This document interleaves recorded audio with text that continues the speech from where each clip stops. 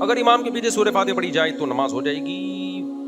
ویسے تو آپ کا بیان سنا تھا, ہمارے نزدیک نماز نہیں ہوگی, کیونکہ امام کے پیچھے قرات کرنے سے قرآن نے منع کیا. اذا قرئ القرآن فاستمعوا له وانصتوا, جب قرآن کی تلاوت کی جائے تو خاموشی سے سنو اور خاموش رہو, غور سے سنو اور خاموش رہو. یہ آیت خطبے کے بارے میں بھی ہے, نماز کے بارے میں. جہاں بھی قرآن سنانے کے لیے پڑھا جائے گا, ایک تو ہوتا ہے نا کوئی اپنی تلاوت کر رہا ہے تو وہ تو اپنی کر رہا ہے, وہ اپنی کر رہا ہے, آپ کوئی بھی کام کر سکتے ہیں. کیا باقاعدہ قرآن کی محفل ہو, چاہے جمعے کے خطبے میں ہو چاہے نماز میں ہو, یہ بہت واضح آیت ہے. دوسری حدیث آتی ہے کہ صحیح مسلم کی حدیث ہے, انما جعل الامام لیتم به اذا کبر فکبروا واذا قرأ فانصتوا واذا قال ولا الضالین قولوا آمین. امام کو امام اس لیے بنایا جاتا ہے اس کی اقتدا کی جائے, جب وہ تکبیر کہے تم بھی تکبیر کہو, جب قرات شروع کرے تو خاموش ہو جاؤ, جب ولا الضالین کہے تو آمین کہو. تو ان احادیث کے پیش نظر ہمارا موقف یہی ہے کہ امام کے پیچھے تلاوت جائز نہیں ہے. باقی اجتہادی اختلاف ہے اس میں ائمہ کرام کا. جو ائمہ اس کو لازم سمجھتے ہیں جیسے امام شافعی, تو پھر وہی بات آ جاتی ہے, یا تو آپ دلائل کی دنیا میں جاؤ یا تقلید کا راستہ اختیار کرو. تو تقلید ہے تو پھر ایک ہی تقلید ہے, یہ نہیں کہ کبھی حنفی بن رہے ہو کبھی شافعی بن رہے ہو. سمجھتے ہو کہ نہیں سمجھتے ہو؟ بات سے بات نکلتی ہے. میرا ایک بیان بھی لوگ آدھا چلا رہے ہیں. کیا ہو گیا بھائی؟ یہ پیچھے یہ تو ریکارڈ ہو گیا نا. میرا ایک بیان بھی لوگ آدھا چلا رہے ہیں. میں نے یہ بات کی کہ آج کل نا فرقہ واریت کے خلاف کوئی نیا فرقہ بنتا ہے اور کہتا ہے کہ ہمارا کوئی فرقہ نہیں ہے, اور اس نام پہ نئے نئے فرقے روز مارکیٹ میں آ رہے ہیں. تو میں نے اس سے کہا تھا کہ کچھ دعوے دیکھنے میں بڑے اچھے ہوتے ہیں, حقیقت میں ان دلوں میں تیل نہیں ہوتا. اب مثال کے طور پر لوگ کہتے ہیں اسلام میں فرقہ واریت نہیں ہے. نبی صلی اللہ علیہ وسلم نے فرمایا امت کے 73 فرقے ہوں گے, ایک جہنمی ایک جنتی, باقی سارے کہاں جائیں گے؟ جہنم میں. اس میں نے بیان کیا کہ وہ جو ایک جنت میں جائے گا وہ بھی تو فرقہ ہی ہوگا نا. تو آپ نے کیا کرنا ہے, آپ نے نئے فرقے بنانے کے بجائے جتنے مارکیٹ میں چل رہے ہیں ان میں دیکھنا ہے کہ صحیح کون ہے غلط کون ہے. جو صحیح ہے اس کو آپ فالو کریں, باقیوں کو اپنے حال پہ چھوڑ دیں. یہ نہیں کریں کہ سب غلط ہے تو ایک نیا بناؤ مارکیٹ میں. جتنے مارکیٹ میں ہیں انہی میں سے ایک صحیح ہے, اس کو فوکس کرو. اس پہ کسی نے کہا کہ دیکھو یہ مفتی صاحب کیسے فرقہ واریت کو پروموٹ کر رہے ہیں. انہوں نے کہا ایک صحیح ہے اور اس کو فالو کرو, اس کا مطلب باقیوں کو یہ جہنمی قرار دے رہے ہیں. تو یہی تو فرقہ واریت ہے کہ اپنے سوا سب کو غلط سمجھنا. میں نہیں باقیوں کو جہنمی قرار دے رہا, حدیث باقیوں کو کیا قرار دے رہی ہے؟ جہنمی. سمجھتے ہو کہ نہیں سمجھتے؟ حدیث میں آتا ہے ایک صحیح ہوگا باقی سارے کیا ہوں گے؟ غلط ہوں گے. اور پھر میں نے یہ نہیں کہا وہ دیوبندی ہوگا یا اہل حدیث ہوگا, میں نے کہا اس کی علامت دیکھی جائیں گی. ما انا علیہ و اصحابی, جو نبی اور صحابہ کے مسلک پہ چل رہا ہے, نبی کے ساتھ صحابہ کو ایڈ کرنا پڑے گا. جو قرآن و سنت کی وہ تشریح بیان کرتا ہے جس پہ صحابہ کا عمل نہیں تھا وہ بھی جہنمی ہے. سمجھتے ہو کہ نہیں سمجھتے؟ تو یہ پوری بات میں نے کی ہے, لیکن آدھی بات چلا کے اسی بیان کو میرے خلاف لوگوں نے چلایا ہے. تو ان باتوں کا کسی کے پاس کوئی جواب نہیں ہے. بس نیا فرقہ آئے گا وہ کہے گا یہ سارے فرقے ہیں یہ سب غلط ہیں, تو کیا کریں بھائی غلط ہیں تو کہے گا میں دیکھو قرآن و سنت کی بات کر رہا ہوں. تو یہ سارے فرقے بھی لیبل قرآن و سنت ہی کا لگا رہے ہیں. آپ ان کے پاس بیٹھے تو یہ سب قرآن و سنت کا لیبل لگا رہے ہیں. اس کے باوجود ٹھیک ایک ہی ہے ان میں. ٹھیک کون ہے؟ ایک ہی ہے کہ جو قرآن و سنت کی وہ تشریح کر رہا ہے جو صحابہ سے منقول ہے. کبھی بھی صحابہ تابعین کو آپ بیچ سے نکالو گے نا اگر, تو پھر قرآن و سنت کی تشریح معتبر ہی نہیں ہوگی آپ کی. سمجھتے ہو کہ نہیں سمجھتے ہو؟ تو بیانوں کو کاٹ کاٹ کے نہ چلایا کریں. اچھا میرے بھائی, یہ ہو گیا سورہ فاتحہ کا. اگر وضو کے دوران آ رہا ہو, کیا آ رہا ہو بھائی؟ وضو پتہ نہیں کیا کہہ رہے ہیں بھائی. وضو کر لیا, اچھا آدھا وضو کر لیا ہو. ایک تو اردو کی رائٹنگ اتنی خراب ہو گئی ہے, بیڑا ہی غرق کر دیا اردو کا. اگر وضو کے دوران آدھا وضو کر لیا ہو اور دوران وضو دانت سے خون نکل آئے تو وضو دوبارہ کرے یا صرف منہ دھو لے؟ دوبارہ وضو کرنا پڑے گا. خون نکل گیا اتنا کہ اس میں سرخی زیادہ تھی, تھوک جب آپ نے پھینکا تو سرخ رنگ تھا اس کا, غالب سرخی تھی, تو پھر وضو ٹوٹ گیا, دوبارہ کرنا پڑے گا. مفتی صاحب میرا سوال یہ ہے کہ میں نے بہت دیکھا ہے کہ لوگوں کے عقائد ٹھیک نہیں ہیں, شرکیاں ہیں وہ اچھا یہاں بھی لوگ ایک اشکال کرتے ہیں, بھائی خون نکلنے سے وضو ٹوٹتا ہے, یہ تو حدیث کے خلاف ہے. حدیث پیش کرتے ہیں ایک صحابی کے تیر لگا, ان کے تو خون نکلا, اور وہ 2 صحابی کے تیر لگا تھا, خون نکلا اور وہ نماز پڑھتے رہے. سمجھتے ہو نا؟ تو اس کا جواب کیا دیا جاتا ہے کہ بھائی ہو سکتا ہے ان صحابی کو مسئلہ معلوم نہ ہو, اور یہ بھی ہو سکتا ہے کہ اس وقت تک خون نکلنے سے وضو ٹوٹنے والی حدیث آئی نہ ہو, یہ حکم منسوخ ہو, ان صحابی بعد میں حکم منسوخ ہوا ہو. یہ بھی ممکن ہے کہ نبی نے بیان کر دیا ہو لیکن وہ حدیث ان صحابی تک پہنچی نہ ہو. تو لوگ فوراً کہتے ہیں ابے اصل میں انہوں نے نا اپنے مسلک کی وہ قسم اٹھائی ہوئی ہے اپنے مسلک کو پروموٹ کرنے کی. یہ فرقہ پرست لوگ ہیں. تو یہ خوب سمجھ لو, جو امام ابو حنیفہ کہتے ہیں نا خون نکلنے سے وضو ٹوٹتا ہے, وہ بھی حدیث ہی کی بیس پہ کہتے ہیں. آپ نے ایک حدیث سنی ہے تو فوراً فتویٰ لگا دیا, دوسری آپ نے سنی نہیں ہے.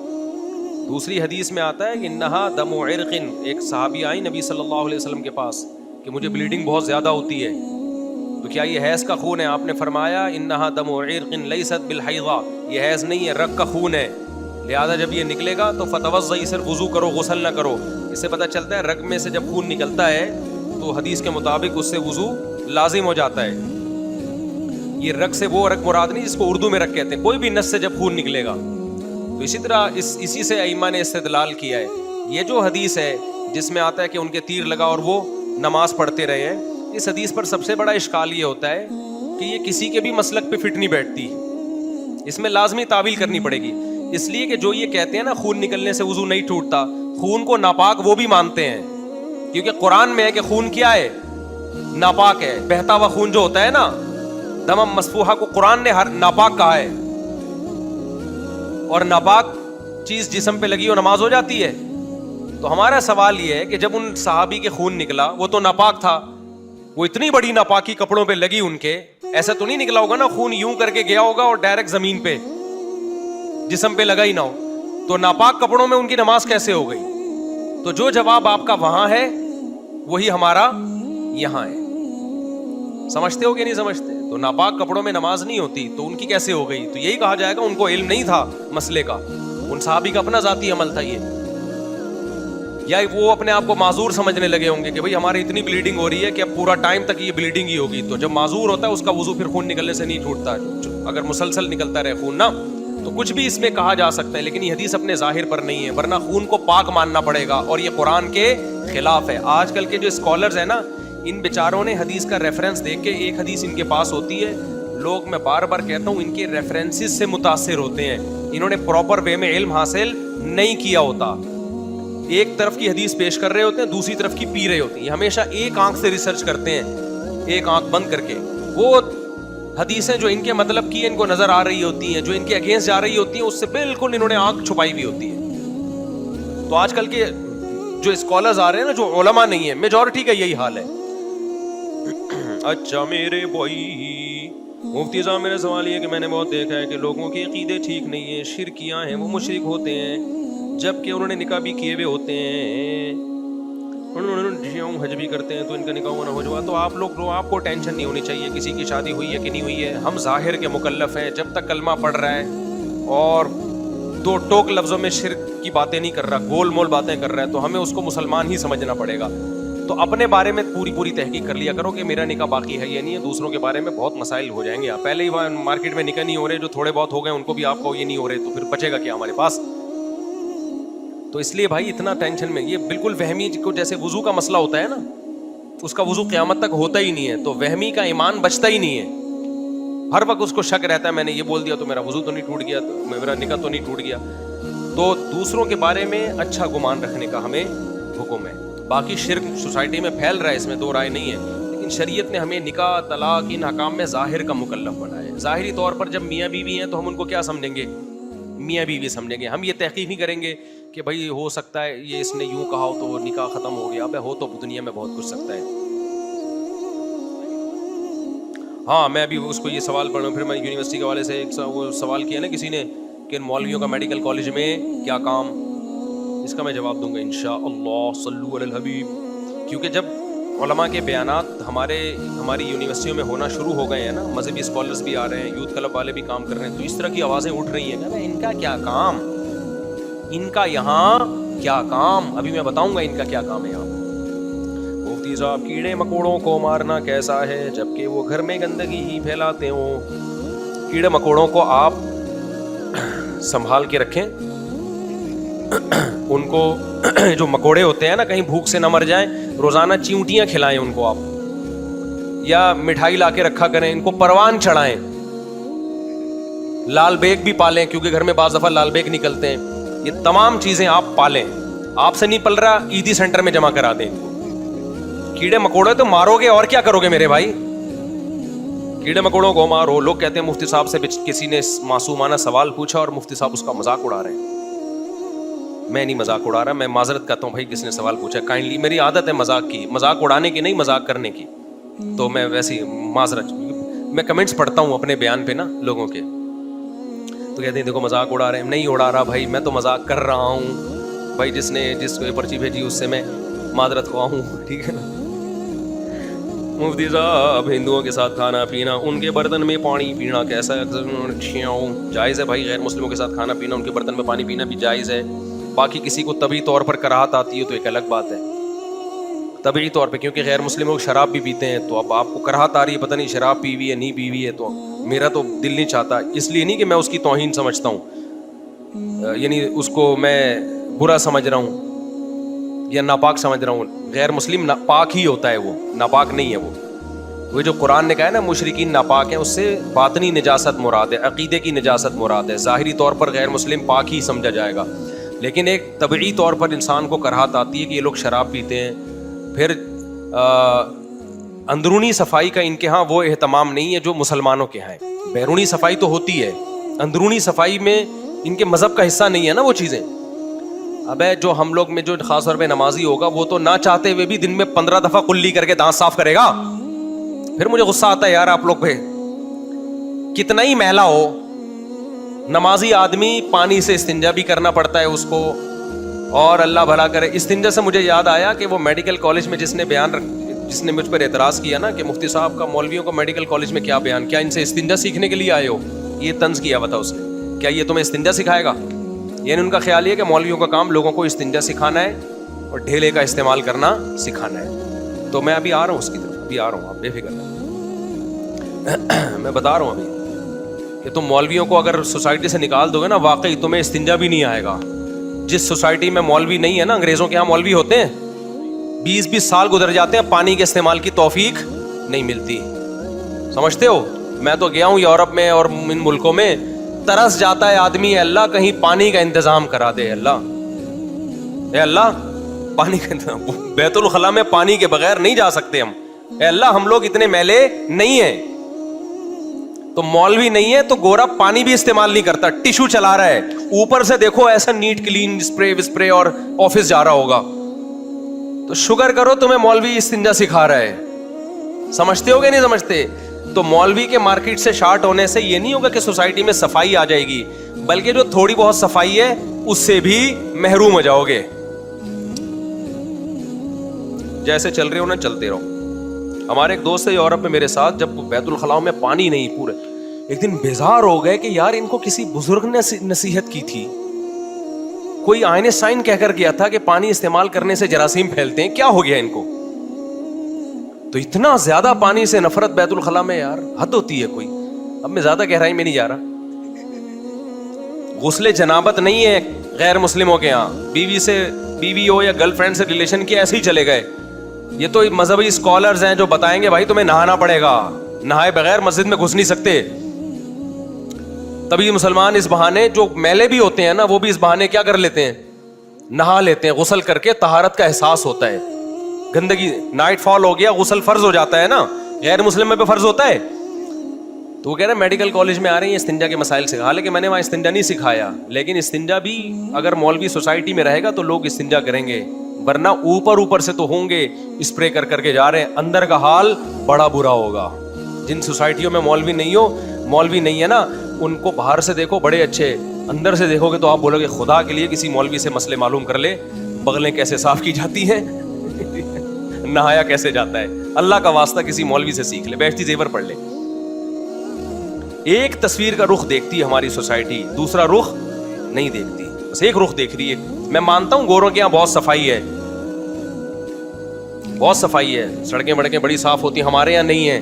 लेकिन हमारे यहाँ जो गटर के ढक्कन नहीं है वो मौलवियों की वजह से। भाई इसका मौलवियों से कोई ताल्लुक نہیں ہے. جو ہمارے یہاں سوسائٹی میں گندگی ہے وہ مولویوں کی وجہ سے نہیں. مولوی ہٹا دو گے نا تو ہم باہر سے گندے اندر سے بھی گندے ہو جائیں گے. اور انگریز اگر اپنی سوسائٹی میں مولوی کو لے آیا تو باہر سے تو اچھا ہے, اندر سے بھی اچھا ہو جائے گا. ابھی اندر سے اچھا نہیں ہے. اندر کی رپورٹیں انگریزوں کی بہت خراب ہوتی ہیں. آپ کہہ سکتے ہو صاحب کیا آپ نے انگریز کو اندر سے دیکھا ہے؟ میں نے انگریز کو اندر سے دیکھا نہیں ہے, باہر سے ہی سونگا ہے جس سے اندر کی رپورٹیں پتہ چل گئی تھی. باہر سے ہی اسمیل سے پتہ چلتا ہے کہ اندر کی رپورٹیں کلیئر نہیں ہیں. تو یہ جو تمہیں ٹی وی میں نظر آ رہے ہیں نا سفید سفید, یہ الگ چیز ہے. ٹی وی میں انگریز نظر آ رہے ہیں اور باقی جب عید پہ ان سے گلے ملو تو پتہ چلتا ہے کہ اندر. ہمارے کسی مولوی سے گلے ملو, خدا کی قسم خوشبو آتی ہے, خوشی ہوگی تمہیں. میں تو ملتا ہوں علماء سے, گلے ملتا ہوں, اتنا مزہ آتا ہے جو اپنے بزرگوں سے اکابر سے, دل چاہتا ہے چمٹے رہو ان سے. قیامت کے دن ایمان والوں کے قرآن کی کیفیت ہوگی. یہ تو پوری بیانات اس پہ ہو چکے ہیں, کیا کیفیت ہوگی. مفتی صاحب میں 3 سال سے بے روزگار ہوں, مجھے کب جاب نہیں مل رہی اور والدہ کی طبیعت بھی کافی دن سے خراب ہے. ان پر جادو ٹونا وغیرہ کے اثرات ہیں. بکواس ہے, کوئی والدہ پہ جادو ٹونا نہیں ہے, الو بنایا کسی نے. دیکھو جادو ٹونے کا اثر ان لوگوں پر ہوتا ہے جن کی قوت ارادی کمزور ہوتی ہے. جو یہ سمجھتے ہیں کہ اثر ہوتا ہے تو ان پہ ہو جاتا ہے. جو یہ سمجھتے ہیں کچھ بھی نہیں ہوتا ان پہ کسی کا باپ بھی کچھ نہیں کر سکتا. یہاں وہ مشہور اشکال ہے کہ پھر نبی پر جادو کا اثر کیوں ہو گیا. وہ میں 20 دفعہ بتا چکا ہوں کہ یہودی آپ کو جادوگر کہتے تھے تو اللہ نے تھوڑا سا اثر ہونے دیا تاکہ یہودیوں کا یقین ہو جائے کہ یہ جادوگر نہیں ہے اور بشریت میں کامل ہیں, ورنہ ایسے نہیں ہے. انہی بے وقوفوں پہ اثر ہوتا ہے عام طور پہ جو اثر قبول کرتے ہیں. پیغمبر پہ کیوں ہوا وہ میں نے بتا دیا, حالانکہ پیغمبروں پہ جادو کا اثر نہیں ہوتا, لیکن اللہ نے پیغمبر پہ ہونے دیا محمد صلی اللہ علیہ وسلم پر, تاکہ حالانکہ آپ تو دنیا کے ذہین ترین انسان تھے اور قوت ارادی انتہائی مضبوط. آپ نے کہا میرے ایک ہاتھ پہ چاند اور ایک ہاتھ پہ سورج رکھ دو, میں اپنی دعوت سے پیچھے ہٹنے والا نہیں ہوں. اتنی قوت ارادی کسی کی ہوتی ہے؟ لیکن پھر بھی اللہ نے اثر ہونے دیا تاکہ یہ بھی الزام بری ہو جائے بھائی کہ تم کہتے ہو نا جادوگر ہیں, تو نارملی نہیں ہوتا. میں جادوگروں کو چیلنج کرتا ہوں, یار کچھ ہمارا بھی کچھ بگاڑ کے دکھاؤ. ان کے پاس کچھ, اگر دیکھو ان کے پاس جنات اور یہ سب چیزوں کی طاقت ہوتی تو یہ تمہارے محتاج کیوں ہوتے, یہ دکانیں کھول کے کیوں بیٹھتے. یہ ان کا تو یہ سارا کام بے روزگاروں کا ہے. کبھی کسی ڈاکٹر کو دیکھا روحانی علاج کر رہا ہو؟ کبھی کسی مفتی کو دیکھا؟ آپ کہہ سکتے ہیں مفتی فلاں روحانی عامل ہے, وہ مفتی نہیں ہے, وہ روحانی عامل ہے, اس نے مفتی لگا دیا اپنے نام کے ساتھ, ورنہ سچی مچی کا کوئی مفتی روحانی عامل نہیں ہوتا کیونکہ اس کے پاس ایجوکیشن ہے نا. کبھی کسی کاروباری آدمی کو دیکھا روحانی عامل؟ یہ سارے ان لوگوں کے کام ہیں جن کو کچھ بھی نہیں آتا, سوسائٹی کے گرے ہوئے لوگ تھے, کوئی ان کا سورس آف انکم نہیں, کچھ بھی نہیں. تو بے روزگاری دور کرنے کا بہترین طریقہ ہے دم درود جھاڑ پھونک شروع کر کے چن چڑیل بھوت بھگانا شروع کر دو, تو اس سے نوٹ آنا شروع ہو جاتے ہیں. بے روزگاری کا بہترین حل یہ. تو اس لیے آپ کی والدہ پہ کوئی جادو وادو نہیں ہے, دماغ سے نکال دیں. جس گھر میں ہم لوگ گئے وہ گھر بہت بھاری ہے, اوئے ہوئے ہوئے, آپ نے ترازو میں تولا ہوگا اس گھر کو. ہم پہ قرضہ بہت زیادہ ہے, اور جس کے دماغ میں ایک دفعہ یہ آ گئے کہ مجھے جاب اس لیے نہیں مل رہی کہ مجھ پہ جادو ہے, مجھ پہ, اب وہ گئی زندگی برباد. اب نہ وہ کبھی ٹھیک ہوگا, نہ کبھی اس کا روزگار ملے گا, کیونکہ نا امید ہو گیا. اور ساری صلاحیتیں جادو کے علاج میں, جو جاب تلاش کرنے میں ٹائم لگانا تھا وہ چڑیل بھگانے میں لگائے گا, تو گیا کام سے. سمجھتے ہو؟ ایسے مذہبی رہنماؤں کو پکڑنے کی ضرورت ہے. یہ لوگ بدنام کر رہے ہیں اسلام اور دین کو. ہم پر گردہ بہت زیادہ ہیں, چھوٹی بہن کی آنکھوں کا مسئلہ ہے, ان کی اللہ وہ بیچاری کی آنکھ ضائع ہوئی, اللہ تعالیٰ شفا دے بھائی. دوسری کو خطرہ ہے, گھر میں بہت زیادہ پریشانی ہے, کوئی وظیفہ بتا دیں. رات کو تہجد میں اٹھ کے 2 رکعت پڑھ کے اللہ سے دعائیں مانگیں, اور دن میں محنت کریں, پیسہ کمانے کی کوشش کریں, اسٹرگل کریں. وظیفوں میں ٹائم لگانے کے بجائے وظیفہ تو دعا مانگے, میں اس کو وہ تو مانگنی ہے دعا, تو مسلمان کا تو ایمان اللہ پہ ہے, کثرت سے دعائیں مانگے اور دبا کے محنت کرو. اور جو کہے نا جن ہے بھوت ہے چڑیل ہے, میری طرف سے ایک لگا دو اس کو اپنی ذمہ داری پہ.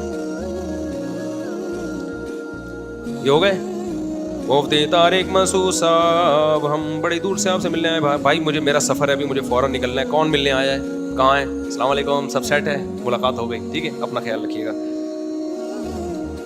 میرا زبر بھائی مفتی صاحب بریلوی علماء کہتے ہیں کسی دوسرے مسلک کے امام کے پیچھے نماز نہیں ہوتی, یہ ان کے بیان نہیں سن سکتے. کیا دیوبندی فرقے میں بھی اس طرح کی کوئی پابندی ہے؟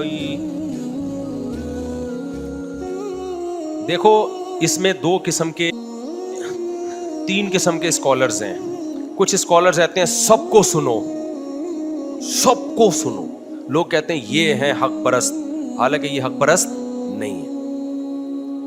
اگر آپ نے حق اور باطل کو جانچے بغیر سبھی کو سننا شروع کر دیا نا تو دماغ خراب ہونے کے علاوہ کچھ بھی حاصل نہیں ہوگا. کچھ بیسک چیزیں ایسی ہیں جن پہ آپ کمپرومائز نہیں کر سکتے. مثال کے طور پر جو قرآن کے خلاف آپ کو لے کے جا رہا ہے، کچھ اسکالرز ایسے ہیں قرآن میں ہی شک پیدا کر دیتے ہیں. کچھ اسکالرز ایسے ہیں حدیثوں میں شک پیدا کر دیتے ہیں. کچھ اسکالرز ایسے ہیں جن کو سن کے صحابہ کی نفرت دل میں پیدا ہو رہی ہے، ان کو کبھی بھی نہیں سننا آپ نے.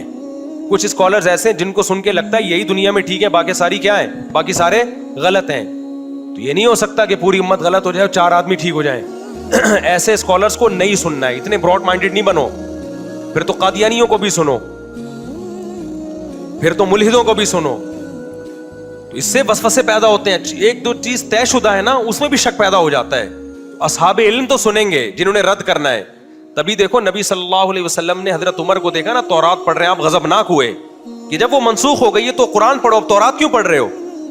تو جس نے تحقیق کرنی ہے اس کے لیے تو ٹھیک ہے. عام آدمی کو نبی نے تورات اور انجیل پڑھنے کی اجازت نہیں دی کہ بھائی ایک منسوخ ہے. تو ہمارا یہ عقیدہ ہے کہ صحابہ برحق ہیں، ائمہ مجتہدین برحق ہیں، امت گمراہی پہ جمع نہیں ہو سکتی. تو جو اسکالر کی دعوت سے یہ لگ رہا ہے کہ پوری امت غلط اور یہ ٹھیک ہے، صحابہ غلط اور یہ ٹھیک ہے، اس کو کبھی بھی نہیں سننا آپ نے. کیونکہ وسوسے پیدا ہوں گے. آپ اس کی بات پہ یقین کرو نہ کرو، لیکن آپ کے اطمینان اور جو عبادت ہو رہی ہے نا اطمینان سے، اس میں خلل پیدا ہونا شروع ہو جائے گا. دوسری بات یہ، بعض کہتے ہیں صرف مجھے سنو، یہ دوسری انتہا ہے. بھائی اہل حق کا ایک معیار ہے، ما انا علیہ واصحابی، جو صحابہ اور پیغمبر سے نہ ہٹا رہا ہو اور امت سے نہ ہٹا رہا ہو. تو ایسے پھر جو علماء سب کو سنو. پھر دو انتہائیں سمجھ میں آ گئی. ایک یہ کہ سب کو سنو، یہ بھی غلط ہے. ایک یہ کہ صرف مجھی کو سنو، یہ بھی کیا ہے، غلط ہے. تو جو بھی اہل حق ہیں، اور اہل حق کا معیار حدیث سے کے مطابق کیا ہے، ما انا علیہ و اصحابی، جو صحابہ کو فالو کرتا ہو. تو جو اس معیار پہ پورا اترتے ہیں نا اسکالرز، ان میں سے سب کو سنو. آپ سمجھتے ہو کہ نہیں سمجھتے؟ اچھا بھائی، ابے کیوں پھر فرقوں کا نام لے کے؟ بس میں نے اصول بیان کر دیا. اب اس اصول پہ آپ دیکھ لو کس کو سننا ہے کس کو نہیں سننا. دیدہ میری نانی کلثوم بی بی اور میرے خالو اعظم علی کی طبیعت کافی خراب ہے، ان کی صحت یابی کے لیے دعا کریں. دل سے دعا ہے جی اللہ تعالیٰ دونوں کو صحت کاملہ عاجلہ عطا فرمائے. خواتین بازار جاتی ہے یا ڈاکٹر کے پاس چلی جاتی ہیں تو 2-3 نمازیں چلی جاتی ہیں. خواتین قضا نمازوں کے بارے میں بہت کمزور ہیں. بالکل صحیح کہا. خواتین ڈاکٹر کے پاس جا کے نمازیں ضائع کر دیتی ہیں. خواتین شاپنگ میں جا کے، وہ خواتین جو میرا بیان نہیں سن رہی ان کی بات کر رہا ہوں. یہ بہت بڑا جرم ہے بھائی. اسلام میں توحید کے بعد نماز سے بڑا کوئی حکم نہیں ہے. کسی قیمت پہ نماز چھوڑنے کی اجازت نہیں، چاہے شاپنگ پہ جائیں چاہے پارک میں جائیں. اب پارکوں میں ہوتا کیا ہے، خواتین کہتی ہیں ہمیں مسجد میں تو گھسنے نہیں دیا جاتا، تو پارک میں جگہ نہیں ہوتی تو نماز قضا کر لیتی ہیں. بھائی آپ مسجد میں کیوں گھسنے نہیں دیا جا رہا آپ کو؟ آپ جائیں امام صاحب سے بولیں کہ امام صاحب پھر اپنا گھر کا کمرہ دے دو، میں وہاں نماز پڑھ لوں. تو میں نے تو نہیں دیکھا کہ ائمہ کرام کی میجورٹی ایسا کرتی ہو، لیکن بعض مسجدوں میں نہیں گھسنے دیتے. یہ بالکل غلط کرتے ہیں. جو عورت نماز پڑھنے کے لیے مسجد میں آ رہی ہے اس کو روکنے کا کسی کو بھی حق نہیں ہے. تو وہ وضو کرے، اپنا نماز پڑھ لے وہ. اور اگر پارک ہی میں کوئی جگہ ہے تو وہاں پڑھ لیں. لیکن یہ کوئی عذر نہیں ہے کہ جی جگہ نہیں ہے. مٹی بھی پاک ہوتی ہے، آپ مٹی پہ کھڑے ہو کے نماز پڑھ لیں. سمجھ میں آ رہی ہے بات کہ نہیں آ رہی؟ پانی نہیں ہے، آپ پانی جو پینے کا پانی ہے نا اس سے وضو کر لیں آپ. خواتین کہتی ہیں پردے کی کوئی جگہ نہیں ہے. تو اسلام میں نماز کا حکم پردے سے زیادہ اہمیت کا حامل ہے. وضو کے لیے چہرہ کھولنا پڑے گا تو کھولے گی عورت اپنا چہرہ. کوشش کریں حتی الامکان مردوں سے دور جائیں، لیکن کوئی بھی جگہ نہیں ہے تو چہرہ کھولنا پڑے گا. سمجھ میں آ رہی ہے بات؟ یہ ایسی نوعیت آتی نہیں ہے، لیکن اگر آ جائے تو میں نماز کی اہمیت بتانے کے لیے بتا رہا ہوں کہ اگر ایسی نوعیت آئے نا تو بھی عورت کو نماز پڑھنی ہے. نماز نہیں چھوڑ سکتی کسی قیمت پہ. نہ مرد چھوڑ سکتا ہے اور نہ عورت چھوڑ سکتی. اور نمازی کا پتہ ہی ایسے موقع پہ چلتا ہے، سفر میں نماز چھوڑ رہا ہے کہ پڑھ رہا ہے، جہازوں میں نماز چھوڑ رہا ہے کہ پڑھ رہا ہے، ٹرین میں نماز چھوڑتا ہے کہ پڑھتا ہے، اور شاپنگ کے لیے جاتے ہوئے نماز چھوڑتا ہے کہ پڑھتا ہے. وہاں تو پتہ چلتا ہے نمازی کا.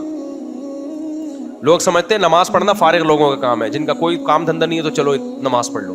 نماز مصروف لوگوں کا کام ہے. ٹرین میں جگہ نہیں ہے تو جگہ کیا, 2 پاؤں رکھنے کی جگہ ہونی چاہیے. کہہ رہے ہیں ٹرین میں اگر جگہ نہ ہو تو نماز کہاں پڑھیں. نماز کے لیے اتنی جگہ چاہیے جتنی جگہ آدمی کو کھڑے ہونے کے لیے چاہیے. تو آپ خود کہاں سے ٹرین میں آ گئے جب جگہ نہیں تھی؟ تو آپ کھڑے ہوں, قبلے کی طرف رخ کر کے نیت باندھ لیں, رکوع میں تھوڑا سا جھک جائیں, سردے کی جگہ ہے تو ٹھیک ہے, نہیں تو تھوڑا سا زیادہ جھک جائیں. سمجھتے ہو؟ تو بس اس طرح سے ہو جاتی ہے. ہم نے تو ہمیشہ ٹرینوں میں نماز پڑھی, ہمیں تو کبھی نہیں لگا کہ یار ٹرین میں جگہ نہیں. آپ کہہ سکتے ہو صاحب آپ تو بزنس کلاس میں جا رہے ہو نا.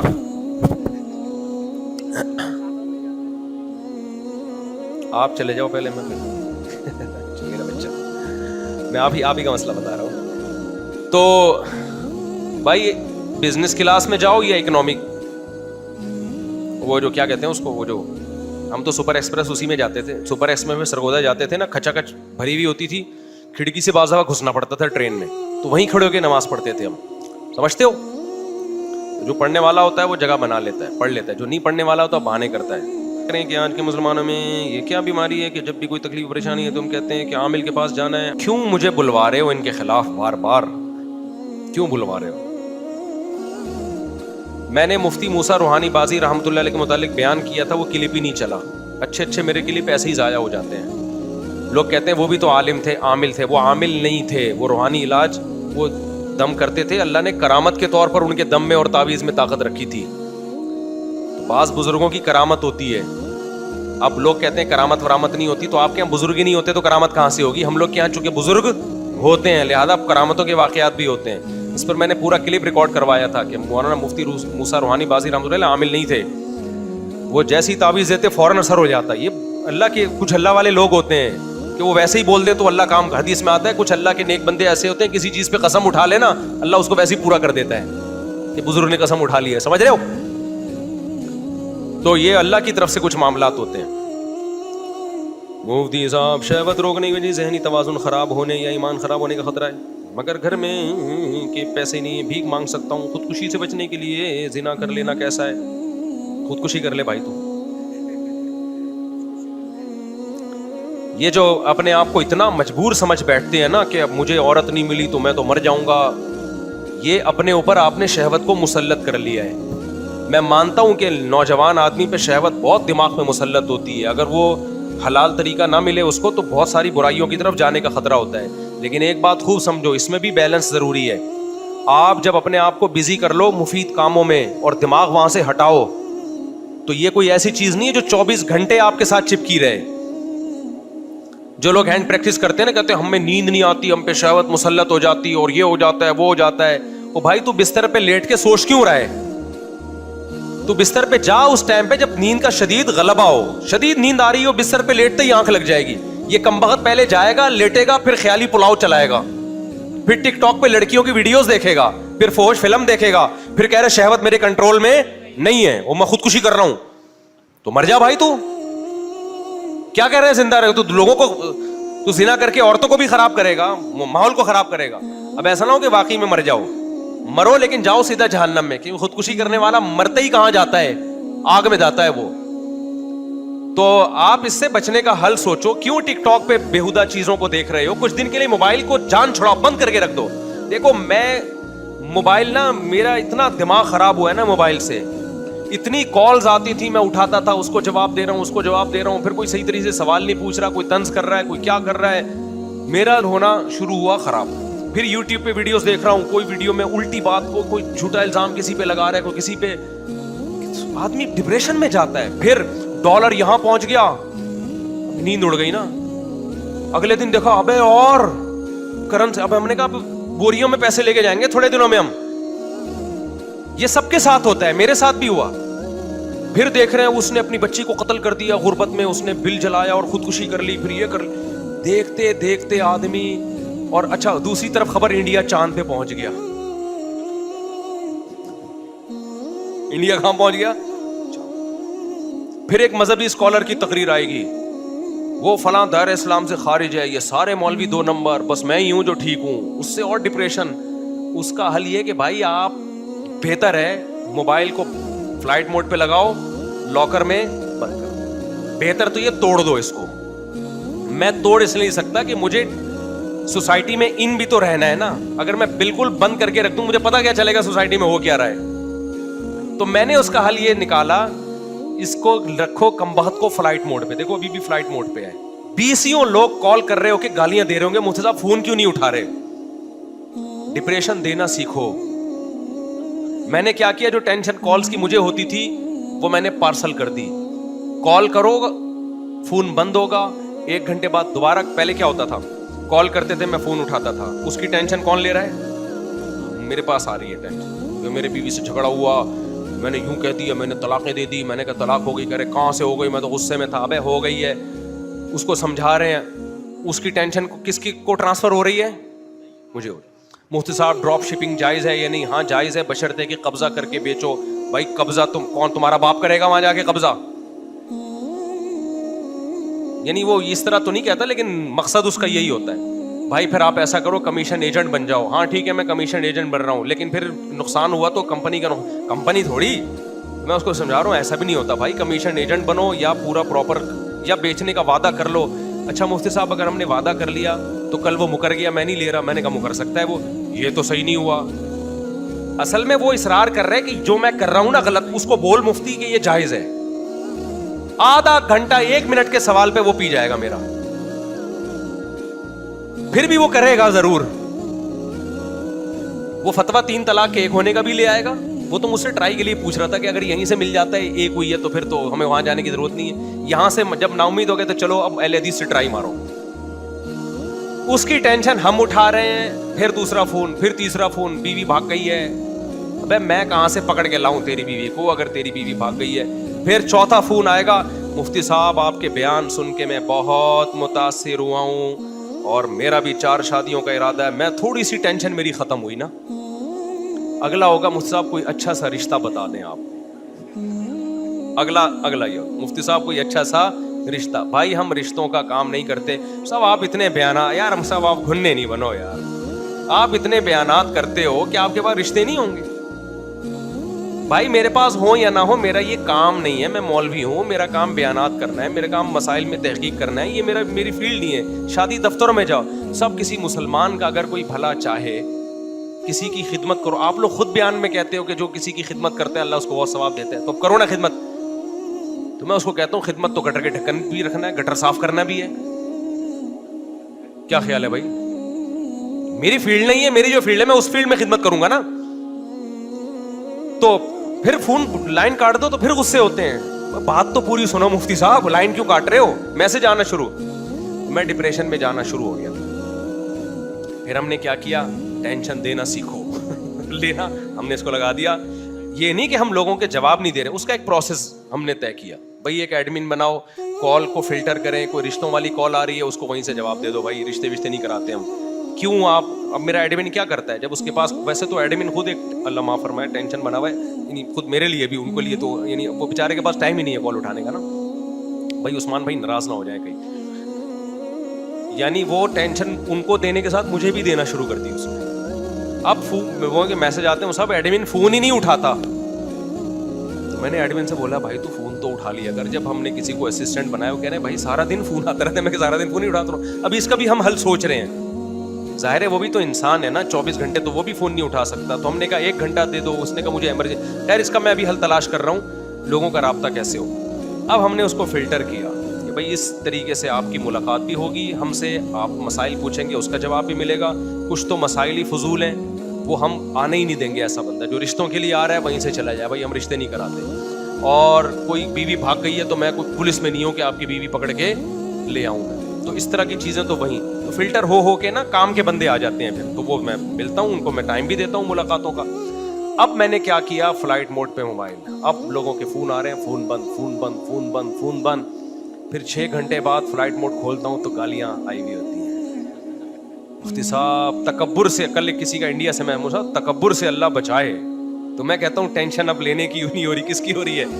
हाँ अब तकब्बुर बहुत बुरी चीज़ है। तो मैं आपको इसलिए समझा रहा हूँ मेरे भाई, अपनी खोपड़ी की ना आपने खुद हिफाजत करनी है, कोई दूसरा आपकी हिफाजत नहीं करेगा। और इस ज़माने में खोपड़ी को ख़राब करने वाली चीज़ों में सबसे ज़्यादा मुअस्सिर चीज़ मोबाइल है।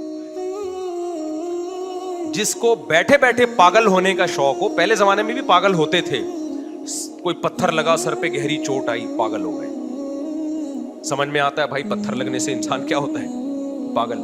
بائک پہ جاتے ہوئے گر گیا بغیر ہیلمٹ کے, سر پہ گہری چوٹ آئی, پاگل ہو گیا. بیوی ایسی ملی, اتنی خطرناک بیوی ملی, 2-4 سال تک برداشت کیا, 5-6 سال 10 سال کے بعد جا کے شوہر کیا ہو گیا, پاگل. سمجھ میں آتا ہے 10 سال بیوی سے فائدہ بھی اٹھایا تو چلو اس کی ٹینشن بھی. عورت پاگل ہوتی تھی شوہر کی ناانصافیوں کی وجہ سے, ساس کے تانوں کی وجہ سے, ایک دم نہیں پاگل ہوتی تھی. 10 سال ساس کے تانے برداشت کر کے آخرت میں بہت بڑا ثواب کا ذخیرہ جمع کر لیا. 10 سال کے بعد برداشت نہیں ہوا اور کیا ہو گئی, پاگل ہو گئی. تو چلو سمجھ میں آیا کہ 10 سال ثواب بھی تو کمایا نا برداشت کرنے کا, آخر میں پاگل ہو گئی. اب جو پاگلوں کے کیسز سامنے آ رہے ہیں, بیٹھے بیٹھے کیا ہو رہا ہے, پاگل. وہ کیسے ہو رہا ہے پاگل؟ سونے کے لیے لیٹا, موبائل میں دیکھا جی مولانا طارق بل صاحب کا بیان آیا ہے, اس کے نیچے پھر کچھ نیگیٹو کمنٹس پڑھنا شروع کر دیا. بھائی یہ مولوی ایسے, آئنسٹائن کے ساتھ مولانا طارق بل صاحب کی تصویر, وہ کیا کر رہا ہے, یہ کیا کر رہا ہے. اب جو مذہب سے محبت کرنے والا ہے وہ ڈپریشن میں جانا شروع ہوگا. تھوڑی دیر میں آیا ڈالر مزید مہنگا ہو گیا. تیسرے نمبر پہ پیٹرول مزید مہنگا ہو گیا. چوتھے نمبر پہ اتنے لوگ پاکستان سے بھاگ رہے ہیں. آپ کہتے ہو میں تو بھاگ نہیں سکتا, میرے پاس تو پیسہ ہی نہیں ہے. یہ خبریں پڑھ پڑھ کے سن کے اور پھر مولویوں کی آپس کے جھگڑے بھی ہوتے ہیں اس میں. وہ مولوی کہہ رہے یہ ایسا ہے, وہ دوسرا مولوی کہہ رہا ہے یہ ایسا ہے, تیسرا مولوی کہہ رہا ہے یہ ایسا ہے. کوئی خواتین کے حقوق پہ بات کر رہا ہے تو خواتین کو ایسا بنا کے پیش کرتا ہے, کوئی مردوں کے حقوق پہ بات کر رہا ہے تو ایسا. اتنی کھچ پچ کھچڑیاں پکتے پکتے بیٹھے بیٹھے پاگل ہونا, کسی کو دیکھنا ہونا تو اس طریقے سے انسان کیا ہو جاتا ہے, پاگل ہو جاتا ہے. اس کا طریقہ یہ ہے میرے بھائی, اپنی جانوں پہ رحم کرو, موبائل کو اٹھا کے لاکر میں رکھ. میں اس لیے نہیں رکھ پا رہا کہ مجھے سوشل میڈیا میں ان رہنا پڑتا ہے, سمجھ. اچھا پاگلوں کی ایک اور قسم بھی ہے جو لوگوں کو پتہ نہیں ہے لیکن وہ بھی پاگل ہوتے ہیں. وہ ہوتے ہیں جو ولاگرز کو دیکھ رہے ہوتے ہیں, وہ ولاگز جن کا آپ کی عملی زندگی سے کوئی تعلق نہیں, وہ بھی پاگل ہوتے ہیں. ولاگرز نے اس طرح بھی پاگل کیا, لیٹرین میں بیٹھا ہوا ہے, اب میں آیا ہوں تھکا ہوا ہوں, میں واش روم میں, شکر ہے نیچے والا پورشن نہیں دکھا رہا, صرف اوپر کا دکھا رہا ہے. میں بیٹھا ہوا ہوں, لوگ دیکھ رہے ہیں, ملینز لوگ دیکھ رہے ہیں, ملینز لوگ. خواتین کے, میں آٹا گوندھ رہی ہوں, میں آلو کاٹ رہی ہوں. اب میں صبح اٹھ کے میں آلو کاٹتی ہوں, پھر میرے بچے اسکول جاتے ہیں, ایکچولی میں ان کو وین میں بٹھاتی ہوں, بہت کام ہوتے ہیں میرے سارا دن. ملینز لوگ دیکھ رہے ہیں یار. ہمارے دیسی گھی پہ اعتراض ہو رہا ہے جس میں ہم نے تھوڑا میسج دے دیا کہ یار دیکھو بچے کتنے پیارے ہوتے ہیں, اچھے لگتے ہیں نا باپ کے ساتھ کام میں ہاتھ بٹا رہے ہو. اور واشنگ مشین پہ اعتراض ہو رہا ہے کہ واشنگ مشین, وہ کپڑے دھونے والی واشنگ مشین نہیں تھی بھائی, وہ تھی گھی کے لیے, اس میں کبھی کپڑے نہیں دھوئے. اچھا خیر, تو لیٹرین میں بیٹھا ہوا ہوں میں بہت تھک گیا ہوں, اب میں نے سونا ہے, میں برگر کھا رہا ہوں, اب میں بوتل پی رہا ہوں. یہ بھی پاگلوں کی, وہ پاگل نہیں ہے جو ولاگ بنا رہا ہے, اس کو پتہ ہے قوم پاگل ہے. اس کو کیا پتہ ہے, اس کو پتہ ہے قوم کیا ہے. وہ تو بہت عقل مند, ان کو تو میں اپریشیٹ کرتا ہوں کہ یار اس بے روزگاری میں تمہارے پاس کوئی ہنر نہیں تھا, کتنا اللہ نے تمہیں دماغ دیا ہے کہ کیسے پیسہ کمایا جاتا ہے. حلال تو ہے, میں حرام نہیں کہہ رہا اس پیسے کو, پاگلوں سے تو پیسے کمانا بہت ثواب کی بات ہے. لیکن قوم پہ ہوتا ہے کہ یہ بھی تھوڑے دنوں میں تم بھی پاگل ہو جاؤ گے. پھر نا وہ ولاگرز ہیں نا, جب آپ نے آج ان کا ولاگ دیکھا, وہ لیٹرین میں بیٹھا ہوا تھا اور آپ کا ڈیٹا ہی ختم ہو گیا, ان کو یہ ٹینشن ہوتی ہے یار جہی سے بیلنس ڈلواؤ, اٹھا کب ہے لیٹرین سے, واش روم سے, بیلنس ڈلواؤ, بیلنس, یہ دیکھنے کے لیے کہ واش روم میں بیٹھا ہی تو نہیں ہے ابھی تک. صبح اٹھ کے دیکھتے ہیں سب سے پہلے کہ یار کوئی نیا کلپ آیا ہے ان کا کہ نہیں آیا. تو اس کا مطلب آپ مینٹلی کیا ہو چکے ہو, پاگل. پاگلوں, دیکھو کسی نفسیاتی ڈاکٹر کے پاس بیٹھو جو خود پاگل نہ ہو, وہ تمہیں بتائے گا there are various types of پاگلز. جتنی پاگلوں کی قسمیں دریافت ہوئی ہے نا, اتنی دنیا میں کسی چیز کی قسم نہیں ہے. جو بھی تھوڑا بہت ایب نارمل ہے نا, اس کا مطلب وہ تھوڑا سا پاگل ہے, تھوڑا سا پاگل ہے. مثال کے طور پر کچھ لوگوں کو دیکھا ہوگا بیٹھے ہوئے ہیں نا یوں یوں یوں ٹانگ ہلا رہے ہوتے ہیں, دیکھا ہے آپ نے بھائی, آپ نے دیکھا ہوگا بیٹھا ہوا نا یوں یوں یوں یوں یوں, آپ مذاق سمجھ رہے ہیں, حقیقت میں یہ پاگل ہے. آپ یہ نہ سمجھیں کہ یہ کہیں نہ کہیں ایب نارملٹی اس بندے میں ہے, ورنہ نارمل آدمی بیٹھا ہے تو یوں آرام سے بیٹھا ہوگا, یوں کر کے ٹانگ. ہمارے حضرت مفتی رشید احمد صاحب کے پاس جب کوئی آتا تھا نا, ایک صاحب آئے, بڑے زبردست آدمی تھے, بڑے آفیسر تھے وہ, تو وہ میز پہ ایک وہ رکھی ہوئی تھی پلاسٹک نا, جو میزوں کے اوپر نہیں رکھی ہوتی, تو وہ بیٹھے ہوئے حضرت سے بات کر رہے ہیں, پلاسٹک کو نا یوں کر کے گھما رہے ہیں یوں فولڈ کرتے ہیں پھر سیدھے. میں حضرت کے چہرے کو دیکھ رہا تھا, حضرت کا چہرہ غصے سے لال پیلا ہو رہا تھا, حضرت کا بس نہیں چل رہا تھا, بھائی تو چھوڑ دے آرام سے بیٹھنا, ہمیں الجھن ہو رہی ہے دیکھ. لیکن مہمان تھے اکرام میں, کچھ کہہ نہیں رہے تھے. پھر حضرت نے فرمایا یار بیٹھ کے پوری ریڑھ لگا دی اس کی, پلاسٹک کی کیا کر دی, ریڑھ لگا دی. تو کچھ بیٹھے ہوئے ہوں گے یوں یوں یوں کر رہے ہوں گے, کچھ یوں یوں یوں کر رہے ہوں گے, کچھ بیٹھے ہوئے بلا وجہ کھجا رہے ہوتے ہیں. ایک نفسیاتی ڈاکٹر نے بتایا کہ ہمارے پاگل خانے میں نا ایک شخص آیا تو بالکل نارمل تھا, ہم اس سے بات چیت کرتے تھے, ہمیں لگا یار یہ تو کہیں سے بھی پاگل نہیں ہے, یہ تو بہترین ذہین آدمی ہے. کہنے جب وہ سونے کے لیے لیٹا نا تو سر یوں اوپر رکھا ہوا ہے, اس نے تکیے پہ نہیں لگایا ہوا, تکیے سے تھوڑا اوپر. ڈاکٹر کہتے ہیں, میں نے کہا بھائی تیری گردن میں درد ہو جائے گا. اس نے کہا یہ تکیہ پہلے سے ایک اور اوپر رکھا ہوا ہے, نیچے رکھا ہوا ہے. یعنی اس کو یہ وہم ہو گیا تھا کہ یہ دو تکیے, ہر جگہ اس کو یہی وہم ہوتا تھا. میں سمجھا پا رہا ہوں اپنی بات؟ اگر آپ پاگل نہیں ہیں تو میری بات سمجھ میں آ جائے گی. یعنی اس کو یہ وہم تھا کہ تکیہ آلریڈی رکھا ہوا ہے, لہذا وہ